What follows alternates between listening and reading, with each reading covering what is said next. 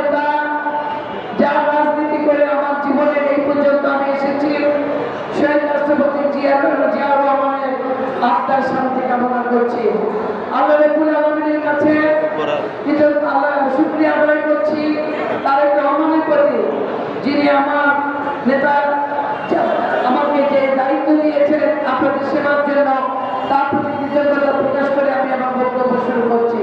কারণ জেলা দক্ষিণের আমি দায়িত্ব পাওয়ার পর আজকে প্রথমে একটি আনুষ্ঠানিক আলোচনা সভায় আমি আপনাদের মাঝে উপস্থিত হতে পেরেছি। আপনাদের সকলের সাহায্য সহযোগিতায়, আপনাদের নিজেদের আপনারা সকলে মিলে আমরা একটি স্বৈরাচারকে হটিয়ে আমরা একটি গণতান্ত্রিক দেশে বর্তমানে আছি, কিছুটা নিশ্চিন্তে আছি। যাই হোক, আমরা যেই নেতার জন্য আজকে এখানে একত্রিত হয়েছি, আমাদের নেতা শহীদ রাষ্ট্রপতি জিয়াউর রহমান, যাকে নিয়ে অনেকেই বক্তব্য দিয়েছেন, এই সেই নেতা যার কথা 10 মিনিটে বলার কোনো সুযোগ নাই। মক্কা নামাজের সময় আছে মনে হয় 15 থেকে 20 মিনিট। আমি খুব সংক্ষেপে